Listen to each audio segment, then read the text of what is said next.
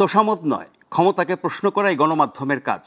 শাসক ও শোষক শ্রেণীর জবাবদিহিতা নিশ্চিত করে জনগণের স্বার্থ রক্ষায় কাজ করেন সংবাদকর্মীরা। আমরা প্রশ্ন করতে চাই আপনার হয়ে, জানাতে চাই আপনি যা জানতে চান। শুরু করছি গ্লোবাল টেলিভিশনের নির্মিত আয়োজন প্রশ্নগুলো সহজ। আমি নাজমুল আশরাফ। এই অনুষ্ঠানে আমরা চলমান নানা ঘটনার তথ্য ও বক্তব্য তুলে ধরি। অতিথিদের কাছে জানতে চাই সেসব তথ্য ও বক্তব্যের প্রতিক্রিয়া ও বিশ্লেষণ। সংবিধান, নির্বাচন, জনপ্রশাসন, বিচার বিভাগ ও দুর্নীতি দমন সংক্রান্ত 5টি সংস্কার কমিশনের 166টি প্রস্তাব সম্পর্কে এ পর্যন্ত 21টি রাজনৈতিক দল তাদের মতামত দিয়েছে। গতকাল মতামত দিয়েছে বিএনপি, এনসিপি এবং সিপিপি। সবশেষ আজ মতামত দিয়েছে নেজামে ইসলামী পার্টি। এখনও মতামত দেয়নি 16টি রাজনৈতিক দল। যেসব সংস্কার প্রস্তাবে সবাই একমত হবেন সেগুলো বাস্তবায়নের উদ্যোগ নেবে জাতীয় ঐকমত্য কমিশন। প্রশ্ন হচ্ছে, দেশের বর্তমান বাস্তবতায় সংস্কার প্রস্তাব বাস্তবায়নে সবচেয়ে ভালো উপায় কোনটা? সংসদ, গণপরিষদ নাকি গণভোট? আমাদের আজকের আলোচনার বিষয়, সংস্কার বাস্তবায়নের সেরা উপায় কোনটা? এ নিয়ে আলোচনার জন্য আমাদের স্টুডিওতে উপস্থিত আছেন বিএনপি দলীয় সাবেক সংসদ সদস্য অ্যাডভোকেট সৈয়দা আসিফা আশরাফি পাপিয়া। পাপিয়া, আপনাকে স্বাগত জানাচ্ছি। আপনাকে অসংখ্য ধন্যবাদ। এবং জাতীয় নাগরিক পার্টি এনসিপির যুগ্ম আহ্বায়ক তাসনুবা জাবিন। জাবিন, আপনাকেও স্বাগত জানাচ্ছি। গ্লোবাল টেলিভিশনের পাশাপাশি আমাদের এই অনুষ্ঠান একযোগে সম্প্রচারিত হচ্ছে আমাদের ইউটিউব চ্যানেল এবং ফেসবুক পেজেও। আলোচনা শুরু করার আগে বিএনপি, এনসিপির সংস্কার প্রস্তাব সম্পর্কিত মতামত নিয়ে একটা প্রতিবেদন দেখে নেব।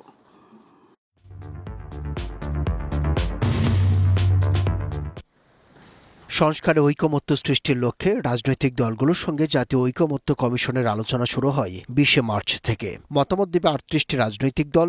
এখন পর্যন্ত দিয়েছে 20টি রাজনৈতিক দল, আর সংলাপ করেছে মাত্র 4টি রাজনৈতিক দল। বিএনপি, এনসিপি সহ প্রধান দলগুলো সংলাপ করবে ঈদের পর। মোটা দাগে রাজনৈতিক দলগুলো পুরনো এবং প্রচলিত রাজনৈতিক ধারাতেই হাঁটছে।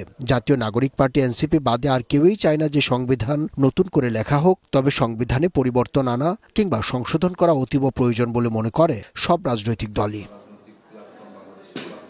অনেক ক্ষেত্রেই যে বিরোধিতা, তার বেশিরভাগই বিএনপি ও এনসিপির মধ্যে। বিএনপি চায় সংসদ নির্বাচন, কিন্তু এনসিপি চায় গণপরিষদ। তবে দুই দলই একমত দ্বিকক্ষ বিশিষ্ট সংসদের সুপারিশে। বিএনপি দুর্নীতি দমন কমিশনের 20টি সুপারিশে 11টিতে একমত, আংশিক একমত 7টিতে, আর জনপ্রশাসনের 26টির মধ্যে 13টিতে একমত, আর বাকি 13টির আংশিকে একমত। বিএনপি মনে করে নির্বাচন ব্যবস্থা সংস্কার কমিশনের কিছু সুপারিশ বাস্তবায়িত হলে নির্বাচন কমিশনের স্বাধীনতা ক্ষুণ্ণ হবে। সংসদীয় আসনের সীমানা নির্ধারণের ক্ষমতা জাতীয় পরিচয়পত্র সেবা ইসির হাতে থাকা উচিত বলেও মনে করে দলটি। নির্বাচন কমিশনকে দায়বদ্ধ করার জন্য সংসদীয় কমিটির হাতে ক্ষমতা দেওয়ার যে প্রস্তাব করা হয়েছে, বিএনপি সেটির সঙ্গেও একমত নয়। এই ক্ষেত্রে তাদের মত হলো, সুপ্রিম জুডিশিয়াল কাউন্সিল আছে, তারাই দায়বদ্ধ করতে পারে। আর এনসিপির দেয়া মতামতে দেখা যায় সংবিধান নতুন করেই লিখতে হবে, কারণ 72-এর সংবিধান আওয়ামী লীগের, মুক্তিযুদ্ধের নয়। সেই লক্ষ্যেই গণপরিষদ নির্বাচন চায় দলটি। দলটির মতে রাষ্ট্রভাষা বাংলা দাপ্তরিক ভাষা হওয়া উচিত। বাংলাদেশের নাগরিক বাংলাদেশী হিসেবে পরিচিত হবে, তবে সাংবিধানিক স্বীকৃতি থাকবে বিভিন্ন জাতিসত্তার। মৌলিক অধিকারের মধ্যে প্রাণ, প্রকৃতির সুরক্ষা থাকা উচিত। দলের প্রার্থী মনোনয়নে 10% তরুণ তরুণীকে অন্তর্ভুক্ত করার বিষয়ে তারা একমত। এই ক্ষেত্রে তরুণ তরুণীর সর্বোচ্চ বয়সসীমা 35 বছর ধরা যেতে পারে। সংসদ নির্বাচনের প্রার্থী হওয়ার বয়স ন্যূনতম 23 বছর হওয়া উচিত। ডেপুটি স্পিকার একজন হওয়া উচিত, তা বিরোধী দল থেকে। কমিউনিস্ট পার্টি বাংলাদেশ, সিপিবি তাদের মতামত তুলে ধরেছে। দলটি স্পষ্ট করে বলছে, ঠিক মার্ক দিয়ে সংস্কার সম্ভব নয়। এজন্য উপযুক্ত পদ্ধতি হচ্ছে আলাপ আলোচনা করা। দলটির অগ্রাধিকার নির্বাচন সংক্রান্ত সংস্কার, অর্থাৎ দলটির তাগাদা দ্রুত নির্বাচনের। একই সঙ্গে গণপরিষদ এখন অপ্রয়োজনীয় বলে মনে করে দলটি। খেলাফত মজলিসের মতামত হলো, গণপরিষদ নির্বাচন দরকার নেই, সংবিধানে বহুত্ববাদ অপ্রয়োজনীয় এবং ইসলামের স্পষ্ট বিরোধী কোনো আইন করা যাবে না। বিষয়টি সংবিধানে রাখতে হবে বলে মতামত তুলে ধরেন তারা।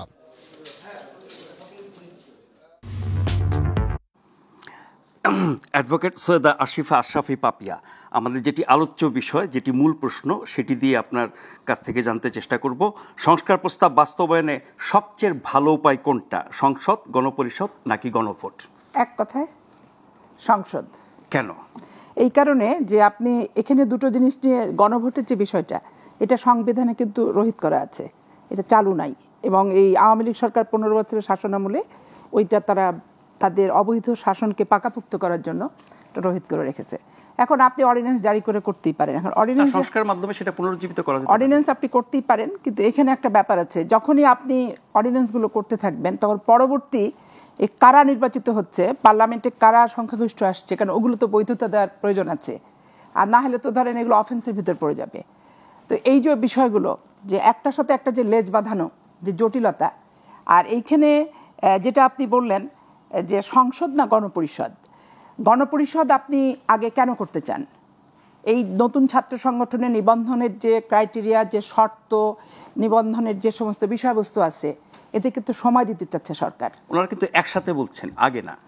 আগে না, একসাথেও কিভাবে আসবে? এটা তো আমার দল একবারে স্পেসিফিকভাবে পুঙ্খানুপুঙ্খরূপে কিন্তু বলেছে যে আগে সংসদটা হোক, সংসদ হয়ে যাওয়ার পরে তখন বিচার বিশ্লেষণ করে যেটা আসবে সেটা। এখন ঐক্যমতে পৌঁছানোর ব্যাপার। এখন গণপরিষদ হবে কি হবে না, থাকবে কি থাকবে না, শুধু সংসদ থাকবে না গণপরিষদ সংসদ মিলে থাকবে, এই ক্ষেত্রে ঐক্যমত কিন্তু হতে হবে আগে বৃহৎ রাজনৈতিক সংগঠনগুলোর সাথে, বিশেষ করে যারা নির্বাচনী মাঠে থাকে, নির্বাচন করে, এদের সাথে যদি ঐক্যমতে পৌঁছানো না যায়, তাহলে এই বিতর্কেই যদি আপনি 2 বছর পার করে দেন, তাহলে আপনি কাঙ্ক্ষিত লক্ষ্যে কখন পৌঁছাবেন? এক। দ্বিতীয়ত, যে এখানে 72-এর সংবিধান মুক্তিযুদ্ধের সংবিধান নয়, এটা আওয়ামী লীগের সংবিধান। তারা ডেপুটি স্পিকারও তো আমাদেরকে প্রপোজাল দিয়েছিল আওয়ামী লীগ, যে বিরোধী দলকে দেওয়া হবে, আপনাদেরকে দেওয়া হবে ডেপুটি স্পিকার, আপনারা এটা অ্যাকসেপ্ট করেন। তা আমরা কি অ্যাকসেপ্ট করছি? করিনি। এখন হয় কি, রাষ্ট্রের স্বার্থ, দেশের স্বার্থ, জনগণের স্বার্থ, কিছু কিছু বিষয়ে ঐক্যমত আসতে হবে এবং ঐক্যমতে পৌঁছাতেই হবে, কিন্তু নিজস্ব এজেন্ডা বাস্তবায়ন, এটা নিয়ে যদি আমরা বেশি তৎপর হয়ে থাকি এবং বেসিক জিনিসগুলোকে বেশি বিরোধ করি, তাহলে দেখা যাবে যে যে কাঙ্ক্ষিত লক্ষ্যে পৌঁছালাম, সেই কাঙ্ক্ষিত লক্ষ্যে পৌঁছানোর পর যেগুলো আমাদের বাস্তবায়ন করা দরকার জনগণের প্রত্যাশিতভাবে, সেখানে কিন্তু কালক্ষেপণ হয়ে যাবে। আর কালক্ষেপণ যখনই হবে, তখনই আপনার জনপ্রিয়তা, আপনার বৈধতা, আপনার প্রশ্ন তুলবে কোনটা আপনার এখতিয়ার আছে, কোনটা এখতিয়ার বহির্ভূত, কোনটা না করলেও চলে, কোনটা দিয়ে বেশি আপনি কালক্ষেপণ করছেন, আসল জিনিসটা এড়ায় যে কিছু অপ্রাসঙ্গিক বিষয়গুলো সামনে নিয়ে চলে আসতেছেন, এসে অহেতুক একটা জটিলতা এবং বিরোধের সৃষ্টি করছেন। এই বিষয়গুলো কিন্তু তখন পার্সন টু পার্সন, মানে অল ওভার বাংলাদেশের 18 কোটি মানুষেরই চিন্তা চেতনা এবং বহিঃপ্রকাশের একটা বিষয়বস্তু হয়ে দাঁড়াবে। এখানে 15টি বছর আন্দোলন হয়েছে স্বৈরশাসনের হাত থেকে দেশকে বাঁচানোর জন্য। এখন অদূর ভবিষ্যতে স্বৈর শাসক কেউ যাতে হতে না পারে, এইটা প্রতিরোধের পন্থাগুলি কি কি কি পদ্ধতিতে তারা স্বৈরশাসন হলো? নির্বাচন কমিশন ঠুটো জগন্নাথ, ইওনো, ডিসি, ওসি এবং আপনার এসপি সাহেব নির্বাচন পরিচালনা এবং সব কিছুর সাথে তারাই কিন্তু জড়িত, তারাই তাদের মন মতো নির্বাচন তারা করে। তাহলে এখন প্রজাতন্ত্রের কর্মকর্তারা এই যে রাজনীতির যে যখন ক্ষমতা থাকছে লেজুর ভিত্তিক হয়ে আজ্ঞাবহ হয়ে কাজ করছে, এইটা তো প্রথম সংস্কারে আসতে হবে। আপনি যদি গণপরিষদ সংসদ দিয়ে বিতর্ক করেন, তাহলে সংসদ নির্বাচন এবং যারা নির্বাচিত হবে তারা যাতে অধিকতর স্বৈরাচারী হইতে না পারে, এই পথটা রুখতে গেলে আপনার প্রথম কি দরকার? আপনি নির্বাচন কমিশনকে সংস্কার করতে হবে। এবং বিশ্বের অনেক দেশ, আমি ভারতের অনেক কিছু গ্রহণ করি না, কিন্তু তাদের নির্বাচন কমিশনটার প্রতি আমার শ্রদ্ধা আছে, যে তারা যে যতই বিতর্ক করুক, বাক্স নিয়ে কেউ কিন্তু সন্দেহ পোষণ করে না। এবং 1 মাস 2 মাস যাবৎ বাক্স কিন্তু বাক্সের জায়গায় আছে, ওইটা পাহারা দেওয়ার লোক থাকে না, পাহারা দেওয়ার লোকের প্রয়োজন হয় না, লোক থাকে না বলে না, বিশ্বাসটা আছে ওই জায়গায়। তো বাংলাদেশের নির্বাচন কমিশন ওই বিশ্বস্ত জায়গায় নিয়ে আসার জন্য সবার আগে কিন্তু এই আলাদা সচিবালয় এবং এদের লোকবল দিয়ে কাজ করার যে ব্যাপারটা, সক্ষমতা অর্জন করানোর একটা প্রক্রিয়ার ভিতর আনা উচিত ছিল। নির্বাচন কমিশনকে শক্তিশালী করা এবং তার সংস্কারের জন্য তো প্রস্তাব সবাই দিচ্ছে, আপনার মতামত দিচ্ছেন, কিন্তু নির্বাচনটা সঠিক হয় কি সংবিধানকে আমূল পরিবর্তনের বিকল্প কিনা? দেখেন, সংবিধান তো জনগণের প্রয়োজনে পরিবর্তন হয়, এটা অপরিবর্তিত কিছু তো না, এটা কোরআন শরীফ না যে পরিবর্তন করা যাবে না। যুগের প্রয়োজনে পরিবর্তন, তারপরে বর্জন, সব কিছুই হবেও তাই অদূর ভবিষ্যতে, সেটা মানুষের সাথে সামঞ্জস্য রেখে দেশের প্রয়োজনে সব কিছুতে। কিন্তু নির্বাচনের কারণে হয়েছে কি, স্বচ্ছ এবং গ্রহণযোগ্য অংশগ্রহণমূলক নির্বাচন না হওয়ার কারণে বাংলাদেশে অনেক কিছু জটিলতা সৃষ্টি হয়েছে এই 15 বছরে। তার মানে সঠিক নির্বাচন হলে বাকি সব ঠিক হয়ে যাবে? আপনার কথা বলার স্বাধীনতা আপনি পাবেন, কোনটা ভালো কোনটা মন্দ বলতে তো পারবেন। প্রতিবাদের ভাষা তো আর বন্ধুকে নল দিয়ে নির্ধারিত হবে না। আপনার লেখনী যখন লিখবেন তখন তো আপনাকে অপহৃত হতে হবে না, আপনার আয়নাঘর তো তৈরি হবে না। ইলিয়াস আলীর আজ পর্যন্ত জীবিত না মৃত এই 18 কোটি মানুষের কাছে যে জিজ্ঞাস্য, এই জিজ্ঞাস্য তো তখন আর থাকবে না। আর এই যে টিয়ার গ্যাস থেকে বুলেট থেকে এই যে অবৈধ নির্বাচনের যে আয়োজন, হাজার হাজার কোটি টাকা মানুষের ট্যাক্সের পয়সায় যে ব্যয় করলো 15টি বছর, এইরকম তো পরিস্থিতির উদ্ভব বাংলাদেশে হবে না। সেটি তো ভুয়া নির্বাচনের মাধ্যমে 15 বছর গেছে। আপনি সঠিক নির্বাচনের মাধ্যমে 5 বছরের জন্য নির্বাচিত হয়েও আপনি স্বৈরতান্ত্রিক আচরণ করার সুযোগ থাকে না। আমি করতে পারি। এই জন্য আমি বলছি যে স্বৈরতন্ত্রের 15 বছরের অভিজ্ঞতার আলোকে এমন বিধি ব্যবস্থা করতে হবে যেই ক্ষমতায় যাক অন্ততপক্ষে স্বৈরাচারী মানসিকতা, তার কার্যকলাপ, আচরণ কোনো কিছু যাতে প্রতিফলন ঘটতে না পারে, করার চেষ্টা করতে না পারে, এই সংস্কারগুলোই সবার আগে কিন্তু প্রয়োজন। আমি সেটা ব্যক্তিগতভাবে রাষ্ট্রের নাগরিক হিসেবে আমি এটা উপলব্ধি করি, সবার আগে এটা প্রয়োজন। আপনি যদি এখন গণপরিষদ আর সংসদ এই নিয়ে তর্কে যান, যেটাই হোক, সেই তর্কের জায়গায় বলি স্বচ্ছ ভোটটা তো আগে ব্যবস্থা করতে হবে, বিধি ব্যবস্থা। পৃথিবীর বিভিন্ন দেশের ইতিহাসে দেখা গেছে বড় ধরনের রাজনৈতিক পরিবর্তনের ফলে বড় ধরনের সংস্কার বা আমূল সংস্কারের প্রয়োজন হলে পরে সেটি গণপরিষদের মাধ্যমে হয়, অথবা বিশেষজ্ঞ কমিটি সংস্কার প্রস্তাব তৈরি করে গণভোটের মাধ্যমে সেটি বাস্তবায়ন হয়। সেটি করতে আমাদের এখানে অসুবিধা। বাংলাদেশের সমস্যাটা হচ্ছে কি, বাংলাদেশে আমরা সবাই কম বেশি বিতর্কিত। আপনি সুশীল সমাজের সদস্য বলেন, 111 আসছে, 111 যে -2 এর ব্যাপার ছিল, -1 খুব ইজিলি করলো, -2 করতে যে 15 বছর হলো। এবং যারা 111 এর প্রবক্তা ছিলেন, টক শো থেকে শুরু করে সব কিছুতে আমরা যারা দেখছি, তারা হয়তো বলবে রাষ্ট্রের ভালোর জন্য আমরা কথা বলি, এখানে -1 -2 আপনারা আনেন কেন? কিন্তু দেখেন ওখানেও কিন্তু দেখেন প্রত্যেকটা দল ভাঙার হয়েছে, আলাদা কমিটি হয়েছে, বিএনপিকে ভেঙে আলাদা কমিটি করতে গেছে, আওয়ামী লীগকে তো ভাঙতে পারেনি তখন, যাই হোক অন্যান্যকেও আলাদা কমিটি করার চেষ্টা করছে, করে তো একটা মানে যে বিএনপির যে ধারাবাহিকতাটা, যে নেতৃত্বটা, এইখান থেকে একটা পাল্টা নেতৃত্ব প্রতিষ্ঠার ব্যাপক কিন্তু প্রচেষ্টা চলছে। এখন আওয়ামী লীগ নিজেরা নিজেদের কিন্তু কবর রচনা করছে, তারা নিজেরাই নিজেদের কর্মদেশে বিতাড়িত হয়েছে। এইটাকে আপনার বৈধ করা অবৈধ করা, নির্বাচনে আসা না আসা, এটা কোনো আলোচনার বিষয়বস্তু না। আর তাদের ক্ষমতায়নটা যেহেতু অবৈধ ছিল, স্বাভাবিক কারণে তারা পদ্ধতিগতভাবে বৈধ না অবৈধ এই প্রশ্নটাও কিন্তু আসবে না, কারণ বাংলাদেশের মানুষের স্বতঃস্ফূর্ত চাহিদার ভিত্তিতেই বিদায় হতে বাধ্যটা হয়েছে। তবে বিদায় যেহেতু জনমতের উপরে আর কোনো বৈধ জিনিস নাই। তার মানে আওয়ামী লীগ আসার না আসার বিতর্কটা সামনে আনার পেছনে কি অন্য কোনো উদ্দেশ্য দেখেন?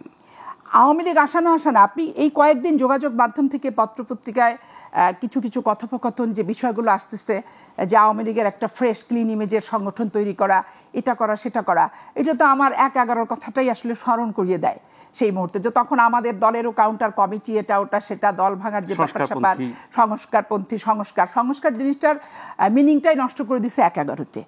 সংস্কার তো আমরা সবাই চাই, এবার তো সেই মিনিং নষ্ট হয় না, নষ্ট হয় নাই মানে ইদানিং যে আলোচনা, মানে এত স্বৈর শাসনের এত অনিয়মিত অনিয়ন্ত্রিত কার্যকলাপ বাংলাদেশে হয়েছে যে এখন এটা আওয়ামী লীগের যদি বিকল্পকে বলতে গেলেই সেই তো আসলে বিতর্কে পড়ে যাবে, কারণ এত অবৈধ এবং এত অত্যাচারিত এবং সকল শ্রেণীর মানুষ তাদের দ্বারা অত্যাচারিত হয়েছে। জি, আমি একটু তাসনুভা জেবিন আপনার কাছে আসি।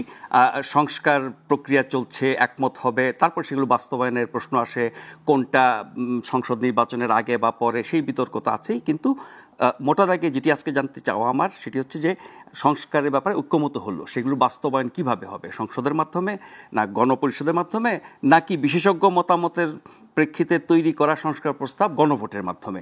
আপনারা গণপরিষদের কথা বলছেন, সংসদের মাধ্যমে হলো অসুবিধা কি? 2/3 মাধ্যমে তো সংবিধান সংশোধন করাই যায়। ধন্যবাদ আপনাকে, আমার সহ আলোচক এবং দর্শক যারা দেখছেন আপনাদেরকে শুভেচ্ছা। আপনারা যে রিপোর্টটা দেখানো হলো শুরুতে, সেখানেই বলা আছে যে এনসিপি একমাত্র গণপরিষদ চায়, বাকিদের সাথে মানে ভিন্ন মত পোষণ করে। আমরা শুরু থেকেই কিন্তু বলছি যে আমরা গণপরিষদের মাধ্যমে নতুন সংবিধান প্রণয়ন / সংস্কার চাই। আপনি যদি সংবিধান তৈরির ইতিহাস একটু ঘাটেন তাহলে কিন্তু দেখবেন যে সংবিধান প্রণয়নের প্রচলিত পদ্ধতি হচ্ছে এই গণপরিষদটাও কিন্তু একটা নতুন রাষ্ট্রের ক্ষেত্রে, হ্যাঁ, এবং যখন একটা রাষ্ট্রে বড় ধরনের পরিবর্তন হয় এবং একটা রাষ্ট্র, আমরাও কিন্তু একদম এক ধরনের স্বৈরতন্ত্র থেকে আমরা গণতান্ত্রিক পথে, গণতন্ত্রের দিকে যাচ্ছি, এবং সেটাও কিন্তু গণপরিষদ নির্বাচনটাও কিন্তু একটা জাতীয় নির্বাচন, এবং নির্বাচিত গণপরিষদই কিন্তু সংবিধান প্রণয়ন করেন। আপনি যেটা বললেন যে সংসদে যদি 2/3 করে তাহলে কি হবে, যে আরেকজন যে আসবে সে আবার এটাকে ওই হা না ভোট করে আবার সেটাকে পাল্টে ফেলতে পারবে। তো আমরা চাই যে আমরা গণপরিষদের মাধ্যমে তৈরি সংবিধান তো পাল্টাতে পারবে না, সেটা তো গণপরিষদ, নির্বাচিত গণপরিষদ করবে। এবং এখানে যেটা ইম্পর্টেন্ট ব্যাপার, যেটা গত অন্যান্য রাজনৈতিক দলের সাথে আমাদের যেখানে পার্থক্যটা, বা আমি আপনাকে যদি মোটা দাগে বলি, যে জনগণকে সম্পৃক্ত করা। আমরা বিগত দিনগুলোতে বা চলমান আমাদের রাজনৈতিক সংস্কৃতিতে দেখা যায় যে এই ধরনের সিদ্ধান্তগুলো বড় বড় রাজনৈতিক দল এবং দেশের যে অ্যাক্টর, মানে রাষ্ট্র কাঠামোর যে অ্যাক্টর, তারাই নাই। কিন্তু আমরা সবসময় কথার কথা বলি যে জনগণই সব ক্ষমতার উৎস, কিন্তু জনগণকে কিন্তু আমরা এখানে মত দেওয়ার নির্বাচনে তো জনগণ যুক্ত হচ্ছে, কিন্তু এটা তো আমরা ওই সংসদ সদস্যদের মাধ্যমে 2/3 মাধ্যমে কিন্তু সেটা আমরা পাল্টে ফেলতে পারি। কিন্তু আপনি যখন গণভোট করবেন বা জনগণের কাছে জানতে চাইবেন, বিশেষ করে এরকম একটা নজিরবিহীন গণ অভ্যুত্থান হওয়ার পরে যখন একটা সময়, এবং আমরা কিন্তু সবাই যে দলেরই হই না কেন, আমরা কিন্তু সবাই এটা এক বাক্যে স্বীকার করি যে এরকম সময় কিন্তু আমরা আর পাবো না। এটা যদি হাতছাড়া হয়ে যায় তাহলে কিন্তু আর হবে না। এই উপলব্ধিটা কিন্তু আমাদের সবার আছে। এবং আপনি যেটা নির্বাচন কমিশনের কথা যেটা বললেন, সংস্কার, আমি যদি একটু ছোট ছোট করে এগুলো একটু উদাহরণ দিয়ে বলি। আপনি দেখেন নির্বাচন কমিশন যে নিয়োগটা যে আইনে হয়েছে 2022-এর, এই আইনটা কিন্তু তখনকার বিএনপি সহ সব রাজনৈতিক দল কিন্তু এই আইনের বিরোধিতা করেছিল। পরবর্তীতে দেখা গেল যে এই আইনের অধীনেই কিন্তু নির্বাচন কমিশনার নিয়োগ হয়েছে, আমরা এখানে বিরোধিতা করেছি। তারপর আপনি দেখেন যে এখন নির্বাচন কমিশনের যে জবাবদিহিতা, সাধারণত নির্বাচনের ফলাফল গেজেট আকারে প্রকাশের পর কিন্তু আপনি নির্বাচন কমিশনারকে আর কোনো জবাবদিহি করতে পারেন না। আমরা সবাই জানি কেন নির্বাচন কমিশনারের জবাবদিহিতা দরকার, কারণ বিগত 3টা জাতীয় নির্বাচন কিন্তু এই যাদের মাধ্যমে অবৈধ এবং ডামি হয়েছে তাদের মধ্যে অন্যতম পিলার হচ্ছে নির্বাচন কমিশনার। সো তাদেরকে জবাবদিহিতার আন্ডারে আনার যে সংস্কার প্রস্তাব সংসদীয় কমিটির, কিন্তু ওনারা বলছে সুপ্রিম জুডিশিয়াল, তাহলে কি হবে? আপনি দেখেন ইংল্যান্ডে এবং অস্ট্রেলিয়ার মতো গণতান্ত্রিক দেশেও কিন্তু এটা সংসদীয় কমিটির কাছে, এবং নির্বাচনের ফলাফল প্রকাশের 48 ঘন্টার মধ্যে এই নির্বাচনের সুষ্ঠুতা, বৈধতা এবং গ্রহণযোগ্যতা নিয়ে একটা গণবিজ্ঞপ্তি প্রকাশ করতে হয় গেজেট প্রকাশের আগে। তাহলে এটা কিন্তু একদম পরিষ্কার একটা, এটা শুধু যে এনসিপির জন্য, এটা বিএনপির জন্য না, এরকম কিন্তু না, সব দলের জন্যই কিন্তু সমান। আরেকটা যেটা যে সংস্কারের কথাগুলো আমরা বলছি যে একনায়কতন্ত্র, স্বৈর শাসক, আমরা যে বলি না এই সংবিধানটা হচ্ছে বিদ্যমান, এই 72-এর সংবিধানটা হচ্ছে স্বৈর শাসক তৈরি হওয়ার যন্ত্র বা মেশিন আমরা বলি। আপনারা দেখেন ওনারা কিন্তু ওনাদের প্রস্তাবে বলেছেন পরপর 2বার প্রধানমন্ত্রী হতে পারবেন না। ব্যাপারটা কি, যে 2বার পরপর হয়ে গেল, 2বারের বেশি, এরপরে একবার গ্যাপ দিবে, আবার কিন্তু হতে পারবে। আর আমরা বলছি যে 2বারের বেশি কেউ প্রধানমন্ত্রী হতে পারবে না। ব্যাপারটা কিন্তু যে রাশিয়াতে পুতিন পরপর 2বার হলো, তারপর একবার রাষ্ট্রপতি হলো, আবার সংসদের এক্সিকিউটিভ পারেই না। তাহলে এটা কিন্তু একটা গণতান্ত্রিক প্রক্রিয়া যে একজন 2বারের বেশি হতে পারবে না। তারপর এরপর আরেকটা সংস্কার প্রস্তাবের আমি সবচেয়ে বড় দিক একজন নারী হিসেবে আমি উল্লেখ করতে চাই। আমরা যারা এনসিপি না, এর আগেও যারা রাজনৈতিক অঙ্গনে যারা নারীরা রাজনীতির সাথে যুক্ত ছিল, তাদের দীর্ঘদিনের একটা চাওয়া ছিল যে সংরক্ষিত নারী আসনে সরাসরি ভোটে নির্বাচিত হবে, এবং তারা বিএনপি সেটা নাকচ করেছে। মানে আগে 50টা আসনে সংরক্ষিত মনোনয়ন দিত দলীয়, এখন 100টা আসনে দিবে। আমরা কিন্তু সেটা সরাসরি চাচ্ছি, এবং লোয়ার হাউসে 100 এবং আপার হাউসে আমরা সব ভোটে 25% আমরা নারী চাচ্ছি। তাহলে এটা কিন্তু নারীর ক্ষমতায়নের, ওনাদের যে 31 দফা আছে 24 নম্বরে যে নারীর ক্ষমতায়ন, এটা সম্পূর্ণ একটা বিপরীত। এবং এটা আমি মনে করি যে গণ অভ্যুত্থানের সম্পূর্ণ একটা বিপরীত অবস্থান এই সিদ্ধান্ত। এরকম অনেকগুলো কিন্তু সিদ্ধান্ত আছে। আপনি দেখেন আমরা কিন্তু গণ অভ্যুত্থানের পরে নারীর ক্ষমতায়ন নিয়ে এবং নারীর রাজনীতিতে নারীর ভূমিকা নিয়ে কিন্তু আমরা অনেক বেশি সরব। তাহলে আমরা যদি এই ছোট ছোট সংস্কারগুলো না করি তাহলে এটা কখন হবে? আমরা কিন্তু বারবার বলছি পিছিয়ে পড়া জনগোষ্ঠীকে, আমরা নারীকে কিন্তু দেখছি ওই শোভাবর্ধন। হ্যাঁ, আমরা কিন্তু 10% অনগ্রসর শ্রেণীতে পড়ে না, অনগ্রসর না, এটা হচ্ছে 10%কে আমরা কিন্তু বলছি যে তরুণ প্রার্থী হিসেবে মনোনয়ন দিতে পারবেন, এবং সর্বোচ্চ বয়সটা আমরা বলছি 35 বছর। পিছিয়ে পড়া প্রার্থী হওয়ার বয়স কমানোর কথাও বলছেন, ভোটার হওয়ার বয়সও কমানোর কথা বলছি। এর কারণ কি? কারণ হচ্ছে এই গণ অভ্যুত্থানটাকে পুরো বিশ্বব্যাপী বলা হয় যেটা জেনজিদের গণ অভ্যুত্থান এবং তাদের অংশগ্রহণ এই দেশের এই স্বৈরশাসককে উৎপাটন করার ক্ষেত্রে, একদম উপড়ে ফেলার ক্ষেত্রে জেনজির ভূমিকা অবিস্মরণীয়। তারা যে শুধু এই গণ অভ্যুত্থানে অংশ নিয়েছে তা না, তারা শহীদ হয়েছে, তারা আহত হয়েছে। এখন অনেক ভূমিকা শুধু রাষ্ট্র পরিচালনা, আইন প্রণয়ন বা আরো যা কিছু, 16 বছর আমাদের বর্তমান আইনে শিশু বলা হয়, তারা কি আপনার পরিণত রাজনীতি করার জন্য বা ভোট দেওয়ার যে বিবেচনা বোধ থাকার কথা? তারা যদি একটা গণ অভ্যুত্থানে সক্রিয়ভাবে অংশ নিয়ে তারা যদি এই আন্দোলনটা সফল করতে পারে, তাহলে শুধু বয়স 1 বছর 2 বছর কম হওয়ার জন্য তারা ভোট দিতে পারবে না। আরেকটা জিনিস আমি আপনাকে মনে করাতে চাই, এরা কিন্তু একদম ইন্টারনেটের মুহূর্তে তাদের জন্ম, তাদের বেড়ে ওঠা, তারা কিন্তু পুরো বিশ্বের সাথে কানেক্টেড। তারা দেখছে যে ব্রাজিল, আর্জেন্টিনা, ইকুয়েডর, নামিবিয়াতে ওখানে তো 16 বছরের ছেলে মেয়ে পরীক্ষা ভোট দিচ্ছে, তাহলে আমি কেন দিতে পারবো না? আমি তো সব বুঝছি, আমি তো সংস্কারও বুঝছি, আমি সংবিধানও বুঝছি, আমি নির্বাচনও বুঝছি, তাহলে আমি কেন ভোট দিতে পারবো না? আমি তো সক্রিয়। এরকম একটি সমালোচনা আছে, আপনারা বয়স কমানোর উদ্দেশ্য হচ্ছে যাতে বেশি সংখ্যক তরুণ আপনাদের পক্ষে থাকে। একটা এই ধরনের একটা মানে বিপরীত একটা বয়ান স্টাবলিশ করার একটা চিন্তা এটা তো থাকবেই রাজনৈতিকতে, কিন্তু আপনি যদি তাদের অবদানটা দেখেন এবং তাদের যে তারা কিন্তু এই দেশটাকে এখন ওন করে, হ্যাঁ, এই যে বলতো না যে এই জেনারেশনকে দিয়ে কিছু হবে না, টিকটকার জেনারেশন, কিন্তু তারা কিন্তু সব কিছুই বুঝছে। এবং এমনকি যে শুধু তারা আমাদেরকেই ভোট দিবে, আপনারা যদি সব রাজনৈতিক, তাও তো না, তাই না? তাহলে সব রাজনৈতিক দলই তো অবশ্যই পাবে, সব রাজনৈতিক দলই তো এই গণ অভ্যুত্থানে অংশ আছে, তাহলে আপনারা কেন মনে করছেন সব জেনজি এনসিপি কে ভোট দিবে? এমনও হতে পারে তারা বিএনপি কে ভোট দিবে বা অন্য কোনো রাজনৈতিক দলকে। আমরা চাচ্ছি যে তাদেরকে অন্তর্ভুক্ত করার জন্য, কারণ তারা এই দেশটাকে ওন করেছে, তারা এই দেশের জন্য জীবন দিয়েছে, একজন স্বৈরশাসককে ফেলে দেওয়ার জন্য তারা জীবন দিয়েছে। তাহলে তারা যদি সবকিছু বুঝে স্বীকৃতি বা তারা এটাকে এখন এটা তাদের দাবি যে তারা শুধু 1 বছর 2 বছর বয়স কম হওয়ার জন্য যে তারা ভোট দিতে পারবে না, ব্যাপারটা তো না। আর এমন না যে এটা আমাদের দেশেই হচ্ছে, বিভিন্ন দেশেই কিন্তু এটা। আমার একটা প্রশ্ন আছে, সেটি হচ্ছে যে আপনি বা আপনার দল সবসময় বলে থাকে যে 72-এর সংবিধান হচ্ছে মুজিববাদী সংবিধান, আওয়ামী সংবিধান। ওই সংবিধান দিয়ে 54 বছর দেশ চলেছে। তার মানে যারা আওয়ামী বিরোধী, যেমন বিএনপি কি মুজিববাদী সংবিধান মেনে দেশ পরিচালনা করেছে? দেশকে মানে সংবিধান মেনে চলেছে? আপনি বলেন, আপনারা যদি ইতিহাসের দিকে ফিরে তাকাই, সব সময় না হলেও অনেক সময় তো চলেছে। এই 53 বছরের একটা দেশে আমরা কয়বার গণ অভ্যুত্থান দেখলাম?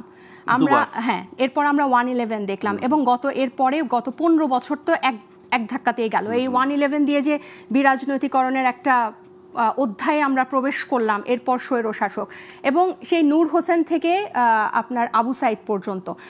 এটা ভিয়েতনাম 1975-এ স্বাধীনতা অর্জন করেছে। আজকে ভিয়েতনাম কোথায়, আমরা কোথায়? আমরা কি শুধু, আমি একটু শেষ করি একটা লাইন, যে সংবিধান মেনে যদি আমরা কার মুক্তি চাইবো? যে সংবিধান মেনে গণতন্ত্রের, আমরা যে বলছি গণতান্ত্রিক প্রক্রিয়ায় ফিরে নাই, আপনি যদি এটার সাথে জনগণকে সম্পৃক্ত করেন, জনগণের কি অর্থনৈতিক মুক্তি এসেছে? এই দেশে গত 53 বছরে কি মানুষ এই খাওয়া ভাত কাপড়ের কষ্ট থেকে মুক্ত হয়েছে? এবং আমাদেরকে এখানে শ্রমিকদের অধিকার হয়েছে, নারী পুরুষের অধিকার কি আমরা নিশ্চিত করতে পেরেছি? আমাদের এখানে আইন শৃঙ্খলার, বিচার ব্যবস্থার কি কোনো কোনো ন্যূনতম কি কোনো উন্নতি, কি কোনো ব্যবস্থা কি ছিল গত কয়েক বছর? 54 বছরে কোনো খাতেরই কোনো উন্নতি হয় নাই। যেরকম হওয়ার কথা, আমরা যেমন ছিলাম, আমরা যেরকম হওয়ার কথা ছিল সেরকম কি হয়েছে?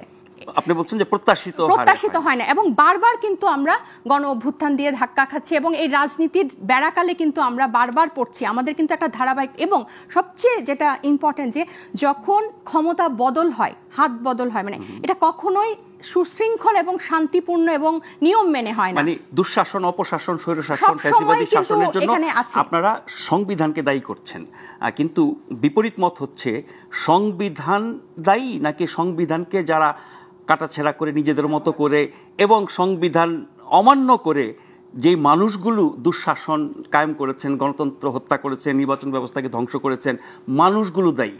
আপনি বলছেন সংবিধান দায়ী। ভালো খুব সংবিধান দিলেন, খারাপ মানুষের হাতে পড়লো, সেটা কি সুফল পাবে মানুষ? তাহলে তাকে যদি আইনের ব্যবস্থায় নেওয়া যায়, প্রধানমন্ত্রীর আমি যদি বলি, প্রধানমন্ত্রীর ক্ষমতাকে যদি আপনি এখন যেভাবে নজিরবিহীন একচ্ছত্র ক্ষমতা প্রধানমন্ত্রীকে দেওয়া আছে যে সংবিধানে, আপনি দেখেন সেই সংবিধান যদি আবার আরেকজন বসে আবার যে আরেকজন হাসিনা হবে না, এবং এই জন্যই আমরা বলছি যে এই সংবিধানটার মধ্যে বেসিক অনেক কিছু চেঞ্জ লাগবে, যেটা আপনার পুরনো স্বৈর শাসক ব্যবস্থা থেকে গণতন্ত্রের দিকে যাবে। বিচার ব্যবস্থা, এই নির্বাহী বিভাগের আওতাধীন কিন্তু এই বিচার ব্যবস্থা। আপনি জানেন যে প্রধানমন্ত্রী হাসিনা কিভাবে প্রধান বিচারপতিকে তার শুধু একজন কর্মচারী পাঠিয়ে প্রধান বিচারপতিকে উনি নামিয়ে ফেলেছে। এবং সবচেয়ে বড় কথা, এই যে ব্যাংক লুট, এই গত 2017-7-8 বছরে সিস্টেমেটিক্যালি প্রত্যেকটা ব্যাংক লুট হয়েছে, এবং মানুষের উপর করের বোঝা, এবং বারবার আমি এই কথাটা আমার বক্তব্যে আনার চেষ্টা করছি, পরিবর্তনের ব্যাপারে কিন্তু সবাই একমত, কিন্তু নতুন করে লেখা, সম্পূর্ণ বদল করে ফেলা নতুন সংবিধান, সেই জায়গাটিতে একমত হতে পারছে না সবাই। সেজন্যই তো ঐক্যমত্য কমিশন করেছে, সেজন্যই ওনারা সুপারিশ দিয়েছে, প্রত্যেকটা পয়েন্ট ধরে ধরে সুপারিশ হয়েছে। আপনার দলের একটা বিপরীতমুখী অবস্থান কিনা? আপনার নতুন সংবিধান চান, গণপরিষদ চান, এই সংবিধান পুরোপুরি বাতিল চান, কিন্তু ঐক্যমত্য কমিশন বা বর্তমান সরকার তারা কিন্তু সংস্কারের বা পরিবর্তনের জন্য কাজ করছে, আপনারাও সেই পরিবর্তনের সুপারিশ দিচ্ছেন। এখানে বৈপরীত্য আছে কিনা? আমরা হচ্ছি যে যদি আমরাও কিন্তু কম্প্রোমাইজের ইয়াটাতে আছে যে আমরাও সহযোগিতা হাত বাড়াতে চাই, আপনারাও আসেন, আমরা কিন্তু এমন না যে রিজিড, আমরা কিন্তু যদি ওনারা মিনিমাম ঐক্যমতে আমরা পৌঁছাতে পারি, সেটাই লক্ষ্যটা অনেক দূরের, কিন্তু মিনিমামটা আপনারা অর্জন করতে চান, এবং আমরা কিন্তু সবাইকে নিয়েই করতে চাই। এবং এজন্যই ঐক্যমত্য কমিশনের যে সুপারিশগুলো আছে প্রত্যেকটা ধরে ধরে যদি আমরা বিভিন্ন রাজনৈতিক দলের সাথে, ঈদের পরে কিন্তু প্রফেসর রিয়াজ আল সাহেব বলেছেন যে আলাদাভাবে বসবেন, একসাথে বসবেন, এই কথার মাধ্যমে কিন্তু আমরা চাই এটা নির্বাচিত গণপরিষদে এই সংবিধান প্রণয়ন অথবা যদি সবাই একমত হয়। আমরা একটা ছোট্ট বিরতি নিয়ে ফিরে আসবো এই আলোচনায়, আশা করছি ফিরে এসে আপনাদেরকে সাথে পাবো।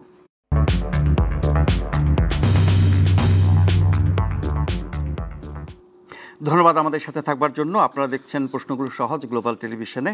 আজ আমরা আলোচনা করছি সংস্কার প্রস্তাব বাস্তবায়নের সেরা উপায় কোনটা, সংসদ, গণপরিষদ নাকি গণভোট?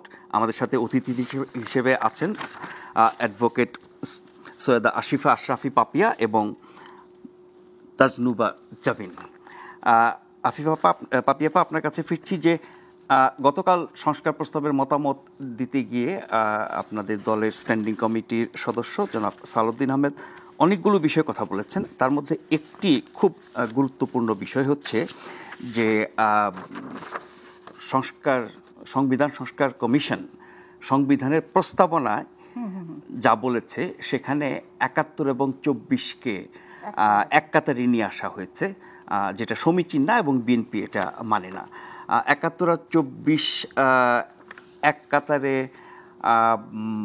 আনার যুক্তি কি সেটা নিশ্চয়ই জেবিন বলবেন, কিন্তু এটা তো প্রস্তাবনা, এটা তো সবাই মানে নাই। এটা নিয়ে কি খুব বেশি বিতর্ক করা দরকার আছে যতক্ষণ না ঐক্যমত হচ্ছে? না, সেটা ঠিক আছে। তার আগে আমি একটু বলে নিই যে বাংলাদেশের কিন্তু মানুষ আন্দোলনকামী মানুষ, এবং যে কোনো জিনিস অর্জন করতে হয়েছে আন্দোলন করেই।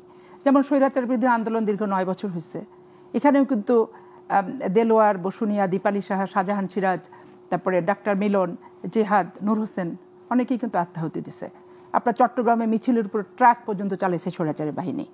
হাসিনার আমলে অন্ততপক্ষে পুলিশ বাহিনী যেভাবে করছে, র্যাবকে দিয়ে যেভাবে করিয়েছে, ডিজিডিএফকে যেভাবে করিয়েছে পর্দার অন্তরালে, অ্যাটলিস্ট সামরিক বাহিনীরা যারা ছিলেন তারা তাদের সাথে ওইভাবে থাকলেও সরাসরি একবার বন্দুকযুদ্ধে জনগণের সাথে কিন্তু লিপ্ত হয়নি, যেটা স্বৈরাচার এরশাদ বিরোধী আন্দোলনের সময় সব বাহিনী কিন্তু একত্রিত ছিল। যেহেতু এরশাদ একজন সামরিক শাসক হিসেবে তার ক্ষমতা এবং তার চেয়ারটার ভিতরে ছিল। এখন আপনি নতুনভাবে জীবন শুরু করলে এখন বাংলাদেশের সমস্ত কিছু ইতিহাস পরিবর্তন করে সমাধান চাইলে এটা পসিবল না, এটা কখনোই সম্ভবপর না। এবং এত দীর্ঘমেয়াদী যা ঘটার ঘটে গেছে সেটাকে পরিবর্তনের সুযোগ দীর্ঘমেয়াদী অন্তর্বর্তীকালীন সরকারকে টাইমটা বাংলাদেশের জনগণ দেবে না নতুন রাজনৈতিক সংগঠন যা বলবে সেই মাফিক চলবে? এখানে কিন্তু সিদ্ধান্ত গ্রহণ এবং কিভাবে কি করবে কিছুদিনের ভিতরেই কিন্তু দেখবেন এইটারও বহিঃপ্রকাশ কিন্তু ঘটে যাবে। এখন অপ্রাপ্ত বয়স্করা ভোটার হবে কি হবে না, আমি অপ্রাপ্তবয়স্করা ভোটার হওয়ার বিপক্ষে আমি, কারণ মাদ্রাসার ছাত্রদেরকে জামাত ইসলামরা যেভাবে তাদের রাজনৈতিক মিছিল মিটিংয়ে করে বাধ্যতামূলকভাবে নিয়ে যায়, বাংলাদেশের কোনো রাজনৈতিক সংগঠন এই মাদ্রাসার ছাত্রদেরকে এইভাবে ইউজ করে ধর্মকে ব্যবহার করে যায় নাই, এইভাবে না নিয়ে তারা বাধ্যতামূলকভাবে নিয়ে যায়, এবং এই ব্যাপারে দেখেন কোনো আইনও কিন্তু নাই। তাহলে এখন আমি যদিও স্কুলের বাচ্চাদেরকে 16 বছরকে ভোটার করতে চাই, তাহলে বাংলাদেশের যে আইনগুলো আছে সিআরপিসি মাফিক কিংবা বাংলাদেশের কোর্ট কাচারিতে নাবালক আর সাবালকের যে প্রচলিত আইনগুলো, আপনি চিন্তা করেন কি পরিমাণ পরিবর্তন করে ইনাদের প্রত্যাশাটা পূরণ তাহলে সম্ভব। এটা কি 2 মাস 6 মাস 5 বছর 7 বছর কি পসিবল? সব তরুণ তো আর ওনাদের দলের না, না সেটা বড় কথা না, পাবে কোনো পক্ষ বিপক্ষের বিষয় না। আপনার বিপক্ষ হচ্ছে প্রত্যেকটা মানুষের একটা মেন্টাল ম্যাচুরিটি থাকে। আজকাল বাচ্চারা অনেক আধুনিক হয়ে গেছে, মোবাইল টিপলে সারা বিশ্বের খবর 1 মিনিটে পাচ্ছে। আর আমাদের সময় আমরা রেডিও টেলিভিশন বাইরে হয়তো কিছুই পাইনি, তাও ব্ল্যাক অ্যান্ড হোয়াইট টেলিভিশনটাই আমরা পাইছি। কিন্তু তারপরে মানুষের যে মগজের ধারণ ক্ষমতা এবং একটা বাচ্চা ভোটার, রাষ্ট্র বিনির্মাণ এবং রাষ্ট্র পরিচালনার দায়িত্ব কারা নিবে, সেই ক্ষেত্রে সিদ্ধান্ত গ্রহণ, একটা 8-এ পড়া 9-এ পড়া বাচ্চাদের যে ম্যাচুরিটি, সেই মাফিক কি সেইভাবে পরিপক্কভাবে প্রাপ্তবয়স আর অপ্রাপ্তবয়সের যে চিন্তা চেতনা বহিঃপ্রকাশের যে পার্থক্যটা এবং সিদ্ধান্ত গ্রহণ এবং সিদ্ধান্ত বর্জনের যে সীমারেখাটা, সেইটা কি আসতেছে না। এখানে আমার ব্যক্তিগত আপত্তি আছে অপ্রাপ্ত বছর বয়স বালকদেরকে ভোটার করা, প্রথমত।